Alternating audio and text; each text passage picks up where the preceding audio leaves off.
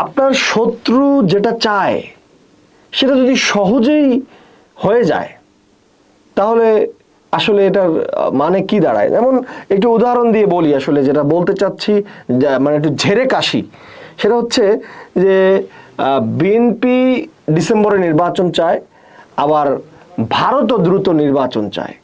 এর কারণে বাংলাদেশের যারা বিএনপি বিরোধী শক্তি আছে তারা মনে করছে বিএনপি নির্বাচন চাইছে, ভারতও নির্বাচন চাইছে, তাই বিএনপির সুর ভারতের সাথে মিলে যাচ্ছে, এজন্য নির্বাচন এখন চাওয়া যাবে না। এর দ্বারা লাভবান কি হলো? ভারত লাভবান হলো, কারণ বাংলাদেশের সবচেয়ে বড় ভারত বিরোধী শক্তি হচ্ছে বিএনপি।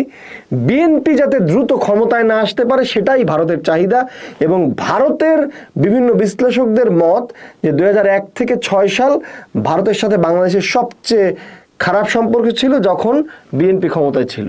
অর্থাৎ বিএনপিকে ক্ষমতায় দ্রুত না আসতে দেওয়াই যদি ভারতের কৌশল হয়, সেটার কারণে বিএনপি নির্বাচন চাইছে, এজন্য ভারতও নির্বাচন চাইছে।